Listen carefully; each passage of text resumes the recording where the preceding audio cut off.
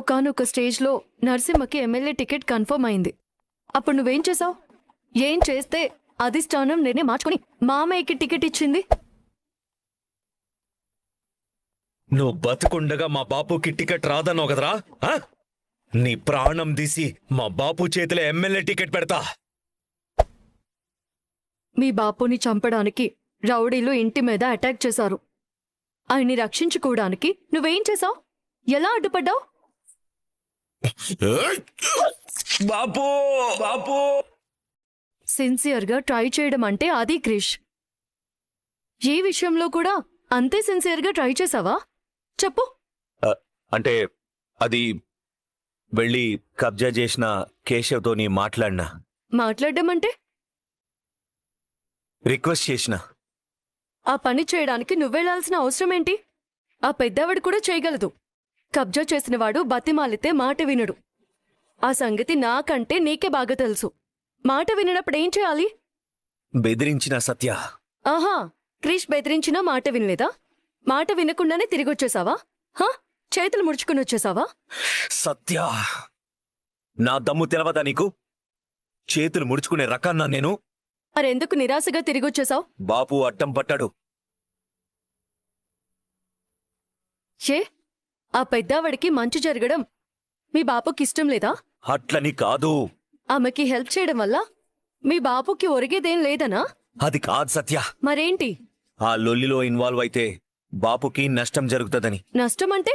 బాపుకి MLA ticket రావడానికి కారణం ఆ కేశవే. ఇప్పుడు అతనితోని గొడవ పడితే టికెట్ అటు ఇటు అయ్యే ప్రమాదం ఉందని. ఓహో, ఆయన స్వార్థం ఆయన చూసుకున్నారా? అది స్వార్థం కాదు సత్య, అవసరం. మనం నష్టపోయినా పర్లేదు, ఎదుటి వాళ్ళకి మంచి చేయాలి అనుకోవడం ఉత్తమ గుణం. మనకి నష్టం జరగకుండా చూసుకుంటూ ఎదుటి వాళ్ళకి మంచి చేయాలి అనుకోవడం మంచి గుణం. మనకి నష్టం జరుగుతుందని భయపడి ఎదుటి వాళ్ళకి నష్టం జరుగుతున్నా చూస్తూ కూర్చోవడం స్వార్థం. దానికి వేరే పేరు ఉండదు క్రిష్. సరే, మామయ్య గారి సంగతి పక్కన పెట్టు. నీలో మానవత్వం ఉంది కదా, మంచితనం ఉంది కదా క్రిష్? ఆ పెద్దవాడి కష్టం నీకు గుర్తు రాలేదా? ఆ ఓల్డేజ్ హోంలోని ముసలివాళ్లు రోడ్డును పడితే ఎలా అని జాలనిపించలేదా? మామయ్య గారికి నచ్చ చెప్పాలి అనిపించలేదా? సత్య, నీకెందుకు సమజైతలేదు? కొంచెమైనా బాపు సైడ్ నుంచి ఆలోచించలేవా నువ్వు? ఎమ్మెల్యే అగుడు మా బాపు కల. చేతికి దొరికిన అవకాశం ఎట్లా వదులుకోమంటావు? వదులుకుంటే ఇంకోసారి దొరుకుతుందని నమ్మకమేముంది? అందుకని రాజీ పడ్డావు, అంతేనా? ఇది రాజీ పడుడు కాదు, చిన్న బ్రేక్ అంతే. ఎలక్షన్ కాంగానే కేశవ్ని నేనెదిరిస్తా. ఆ పెద్దమ్మకి ఓల్డేజ్ హోమ్ తిరిగి దక్కేలా నేను చేస్తా. ఇది నా బాధ్యత. అప్పుడు మాత్రం కేశవ్ ఎందుకు ఊరుకుంటాడు? మీ బాపు మాత్రం ఎందుకు ఒప్పుకుంటాడు? అడ్డం చెప్పినా నేను పట్టించుకోను. మీ బాపుని ఎదిరించడం అనేది నీ విషయంలో జరిగే పని కాదు. అది నీ మంచితనం. నీ మాట నమ్మడం అనేది ఆవు కథలా ఉంటుంది. చేతుల్లో పెద్దవాడికిచ్చిన మాట నేనే నిలబెట్టుకుంటాను. నాతోని కానిది నీతోనేమైతది? అవుతుంది. పోలీస్ స్టేషన్కి పోయినావు, ఏం చేయగలిగినావు? చేసే స్థాయిలో ఉండి మావయ్య ఏం చేయగలిగారు? నువ్వు ఆయన పొజిషన్లో ఉంటే అదే పని చేస్తావు. నేను స్వార్థం వైపు కాదు, న్యాయం వైపు నిలబడతాను. నీకు అవకాశం రాదు కాబట్టి ఎన్నైనా అంటావు. నిరూపించుకోవాల్సిన అవసరం లేదు కదా. అవకాశం ఎందుకు రాదు? వస్తుంది. చెట్టు కింద ముక్కు మూసుకొని 100 ఏళ్లు తపస్సు చేసినా రాదు. 100 ఏళ్లు అవసరం లేదు, నెల రోజులు చాలు. ఆ కేశవ్ని ఓల్డేజ్ హోమ్ నుంచి తరిమేస్తాను. ఆ పెద్దావిడికి న్యాయం చేస్తాను. ఎట్లా చేస్తావు? నేనే ఎమ్మెల్యేనవుతాను. అధికారం చేతిలోకి తీసుకుంటే ఏం చేయగలనో చేసి చూపిస్తాను. ఎమ్మెల్యే అవుతావా? ఎట్లవుతావు? ఎలక్షన్స్లో నిలబడితే అవుతాను. ఇండిపెండెంట్గా నిలబడి గెలిచి చూపిస్తాను. ఎవరి మీద నమ్మకం పెట్టుకోను. నేను చెయ్యాలనుకున్నది నేనే చేస్తాను. మా బాపు పోటీలో ఉన్నాడు, గుర్తుందా? ఉండని. అంటే బాపుకే పోటీగా ఎదురు నిలబడతావా? నేనెవరికీ ఎదురు నిలబడ్డం లేదు. అన్యాయానికి ఎదురెళ్తున్నాను. పేదవాళ్లకి న్యాయం చేయాలని వెళుతున్నాను. ఆ పెద్దవాడికి ఇచ్చిన మాట నిలబెట్టుకోవాలని బరిలోకి దిగుతున్నాను. నాకిష్టం లేదు. ఇంతకు ముందు కేశవ్ దగ్గరికి వెళ్ళినప్పుడు ఇష్టం లేకున్నా మీ బాపు మాట విన్నావా లేదా? తప్పదు క్రిష్, అప్పుడప్పుడు ఇలా కొన్ని ఇష్టం లేని పనులు చేయాల్సొస్తుంది. నేను ఒప్పుకోను సత్య. నువ్వు నా మాట వినాల్సిందే. వింటాను. వెళ్ళి ఆ కేశవ్ మాట వినేలా చెయ్యి. దానికి దీనికి లింక్ ఎందుకు పెడుతున్నావు? లింక్ ఉంది కాబట్టి. నా అసలు ఉద్దేశం నిన్ను మీ బాపు నుంచి రక్షించుకోవడం. కానీ ఆ మాట పైకి చెప్పుకోలేని క్రిష్. తప్పు చేస్తున్నావు సత్య. ఎవరికో మంచి చేయాలని మనింట్లో వాతావరణం ఖరాబ్ చేస్తున్నావు. నిర్ణయం మార్చుకో ప్లీజ్. నా మాట విను. సారీ క్రిష్, డిసైడ్ అయిపోయాను. ఏం జరుగుతుందిరా మహాదేవే ఇంట్లా? ఏముందయ్యా, టికెట్ వాళ్ళదే కదా, పండగ చేసుకుంటున్నారు. చేసుకుంటారు. నేను చేసుకోవాల్సిన పండగ వాళ్ళు చేసుకుంటుర్రు. పార్టీ మారి మీరు కూడా టికెట్ తెచ్చుకున్నారు కదయ్యా. తెచ్చుకున్నారా, కాని గెలవాలి కదా. గట్టిగా పట్టుపట్టండయ్యా. పడుతున్నా కదరా. అది కాదయ్యా, గెలవడానికి పట్టుపట్టమంటున్నా. రేయ్, పట్టు బిగిస్తే గెలవంరా. మహాదేవయ్య బలవంతుడు, నా బలం సరిపోదు. మహాదేవయ్య గాంధీ ఏదో ఒక వీక్ పాయింట్ నా చేతికి చిక్కాలే. ఆ మహాదేవయ్య జుట్టు మన చేతికి చిక్కాలే. అప్పుడు మనం గెలవచ్చు. వెనక క్రిషే లేకుంటే మహాదేవయ్యదేముందయ్యా, జీరోనే కదా. ఆ రుద్ర ప్రతాప్గాడు బయటుండి కృషిగాడు లోపలుండుంటే మనకింకా మజా వస్తుండే. ఆ మహాదేవయ్య గాంధీ ఏదో ఒక వీక్ పాయింట్ నా చేతికి దొరకాలరా. ఒక ఆట ఆడిస్తా. మొన్న గంగ పాయింట్ దొరికినట్టు దొరికి చేజారిపోయింది. అవునయ్యా, ఆ మహాదేవయ్య చిన్న కోడలు కూడా తక్కువదేం కాదు, బాగా తెలివైంది. తెర వెనకుండే నడిపిస్తుంది. స్ట్రాంగ్ ఫ్యామిలీ అయిపోయిందిరా. రేయ్, నా చేతికొక వజ్రాయుధం కావాలరా. ఆ మహాదేవయ్యను కొట్టాలంటే వజ్రాయుధం కావాల్సిందే. ఆ మహాదేవయ్య బలాన్ని నా వైపుకు తిప్పుకోవాల్సిందే. అయ్యే పనే అంటారా? జరిగి తీరాలరా. జరుగుతుంది కూడా. క్రిష్ క్రిష్ క్రిష్ క్రిష్ క్రిష్ క్రిష్ జరుగును. జరుగని చెప్తున్నా కదా. ఎందుకంత కోపం? మామూలుగా మాట్లాడొచ్చు కదా. నువ్వు కాబోయే ఎమ్మెల్యేవి, నేనొక పనికిమాలినోణ్ణి. నాతోని నీకు మాటలేంది చెప్పు? నీ రేంజే వేరు. అంత వెటకారం చేయాలా? నా మాటలో వెటకారం కాదు, నువ్వు చేసే పనే వెటకారం. నేనేమి నిన్ను తక్కువ చేసి మాట్లాడడం లేదు. మా బాపుని తక్కువ చేసి చూస్తున్న దానివి నన్ను తక్కువ చేయవని పెద్ద గ్యారంటీ ఏంది? రేపో మాపో అది కూడా జరుగుతుంది. కాసేపా టాపిక్ మర్చిపోయి పక్కన పెట్టేసి ఎప్పట్లా మొగుడు పెళ్ళాల్లా మాట్లాడుకుందాం. ఓ, మనం మొగుడు పెళ్ళాలమన్న సంగతి నీకు గుర్తుందా? ఎందుకంత హార్ష్గా మాట్లాడుతున్నావు? నీకంటే హార్ష్గా మాట్లాడుతున్నానా? మొగుడు పెళ్ళాలంటే ఎవరి జీవితం వాళ్ళది కాదు, ఒకరి జీవితం ఒకరిది. ఇంకా చెప్పాలంటే ఇద్దరి జీవితాలు ఒక్కటే. కానీ నువ్వేం చేస్తున్నావు? నీది అనుకుంటా గిరిగీసుకున్నావు. నేనేమీ గిరిగీసుకోలేదు. నీ ముందు భారీగానే నిలబడున్నాను. దాన్ని చేసి చూస్తున్నావు, అంటే అంటున్నట్టుగా ఉంటున్నావు. నువ్వు తీసుకున్న నిర్ణయాల మీద నాకు హక్కు లేనప్పుడు నేను నీ మొగుడిని ఎందుకైతా? లేని నిర్ణయాన్ని తీసుకున్నానేమో, కానీ నీకు వ్యతిరేకమైన నిర్ణయం నేను తీసుకోలేదు. మా బాపుని వ్యతిరేకించటమంటే నన్ను వ్యతిరేకించటమే. ఎన్నోసార్లు మీ బాపు నిర్ణయానికి వ్యతిరేకంగా నన్ను సపోర్ట్ చేశావు క్రిష్. నాకు అండగా నిలబడ్డావు. ఇప్పుడెందుకు నన్ను వేరు చేసి చూస్తున్నావు? ఒంటరి దాన్ని చేస్తున్నావు. నేను వేరు చేయడం కాదు, నువ్వే వేరుపడుతున్నావు. నాతోని సంబంధం లేదు అనుకుంటున్నావు. నీకు నువ్వు చాలు అని అనుకుంటున్నావు. ప్రేమ, ఆపేక్ష బదులు నీ మాటల్లో అహంకారం కనిపిస్తుంది. ఎన్ని రోజుల మన కాపురంలో ఎప్పుడైనా నిన్ను వ్యతిరేకించానా? నీ మాట కాదన్నానా? బిడాకుల దాకా పోయినాం, యాదు మర్చినవా? అప్పటి పరిస్థితులు వేరు, అప్పటి కథ వేరు. నీకు ఆ కథే మంచిగున్నట్లుంది, అందుకే అదే తవ్వి తవ్వి రిపీట్ చేస్తున్నావు. నా కోసం నేను ఒక్క నిర్ణయం తీసుకున్నా, తప్పనిసరే తీసుకున్నా. అది నీకు అహంకారంగా కనిపిస్తోందా? పొగరుగా అనిపిస్తుందా? సొంతంగా ఒక నిర్ణయం తీసుకునే స్వేచ్ఛ కూడా నాకు లేదా? ఆ మాత్రం అర్థం చేసుకోలేవా? ఎప్పుడు నేనే నిన్ను అర్థం చేసుకోవాలా? నేనే నీ వెనకపడాలా? నువ్వు నవ్విస్తే నవ్వాలి, ఏడిపిస్తే ఏడవాలి, సరసాలాడితే మురిసిపోవాలి. నా మాటకి మాత్రం విలువివ్వవు. ఎందుకంత నిష్ఠూరంగా మాట్లాడతావు? మాటలు పడుతూ కూడా అత్తింటినెప్పుడు నేను ద్వేషించలేదు. అందర్నీ నా వాళ్లే అనుకున్నాను. నేను ఇంట్లో భాగం అనుకున్నాను. ఇక్కడే నా జీవితం అనుకుంటున్నాను. నేను మాత్రం నీ పుట్టింటిని అభిమానించడం లేదా? మీ అమ్మా నాన్నల్ని ప్రేమించట్లేదా? సమస్య వచ్చినప్పుడు అండగా నిలబడట్లేదా? అది నీ కళ్ళకు కనిపిస్తలేదా? నేను నిన్ను బ్లేమ్ చేయలేదు. నువ్వే నన్ను బ్లేమ్ చేస్తున్నావు. ఒక్క విషయం నాకు బాగా సమజైతుంది.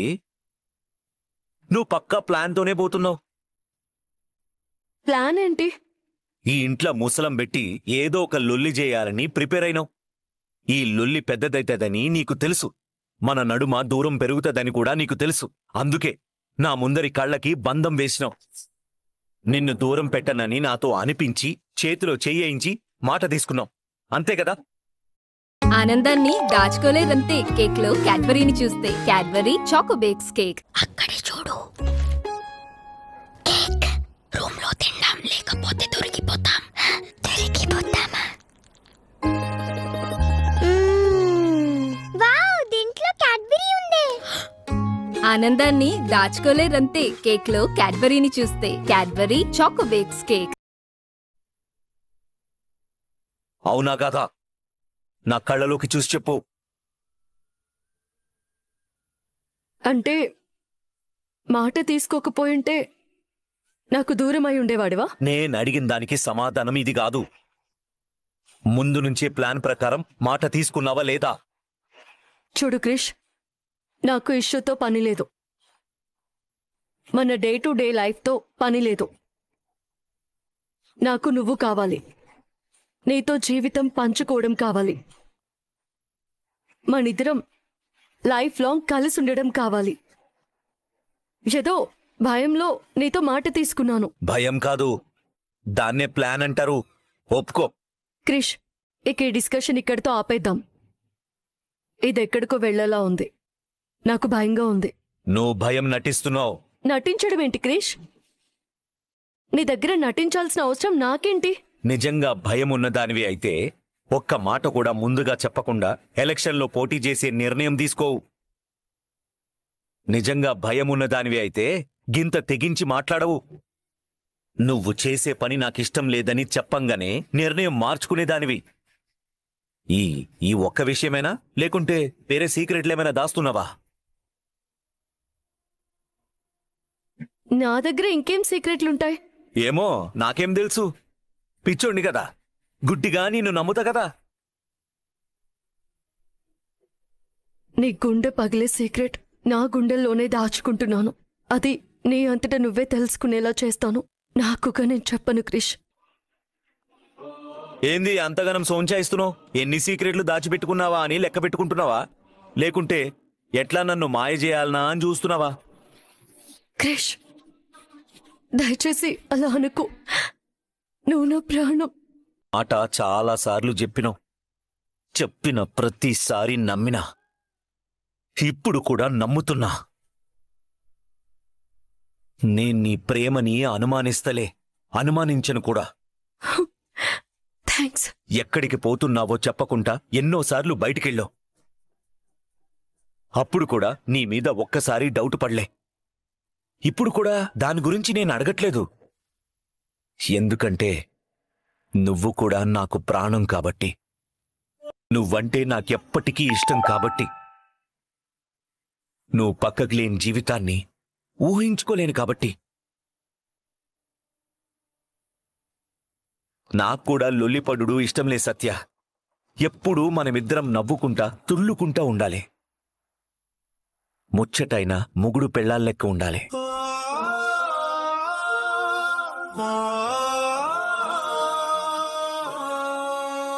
నీ నిర్ణయం వెనక్కి తీసుకో. మనసు మార్చుకో. ఎలక్షన్ లొల్లి నీకొద్దు. చూడు, మన లెక్క మనముందాం. సరేనా? సరే అను సత్య. ఆ ఒక్క మాటతోని నా గుండెల్లో బరువు దిగిపోతది. ప్రశాంతంగా ఉంటది. సరే అను, ప్లీజ్.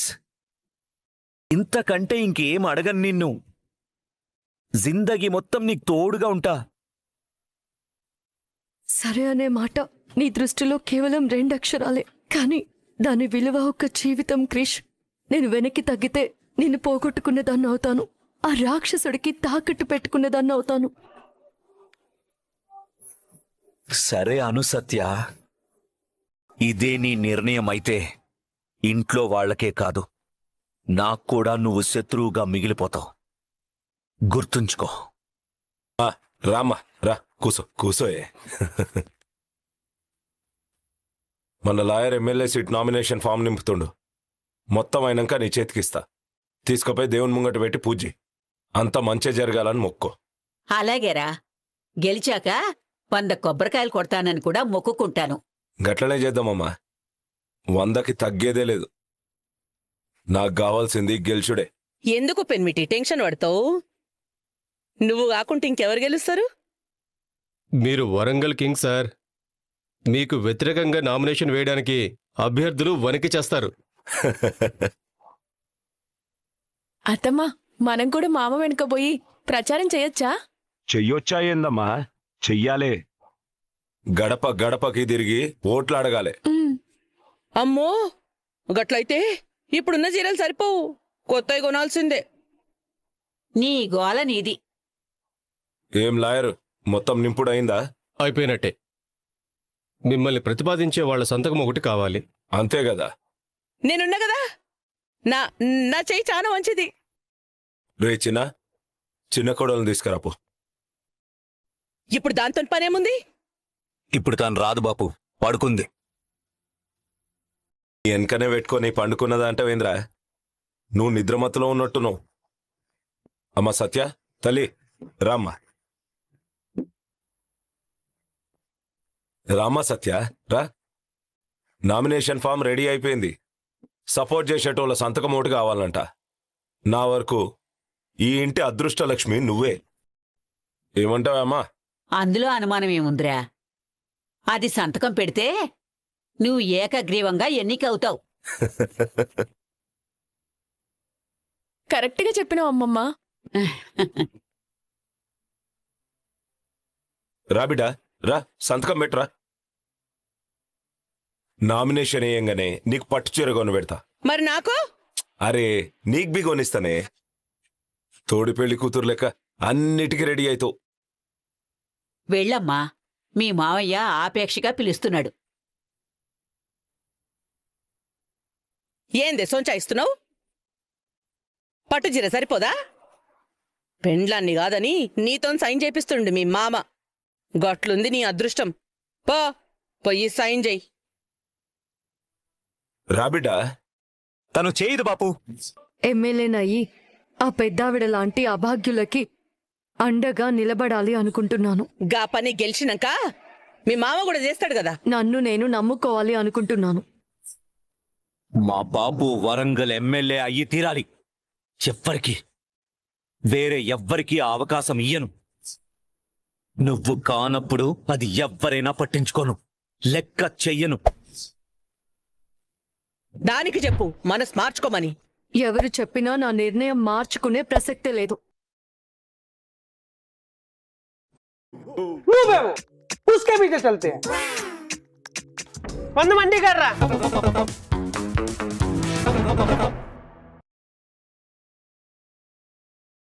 ఓం శాంతి టెక్స్టైల్ బెంగళూరులోనే ఇదంతా అవైలబుల్.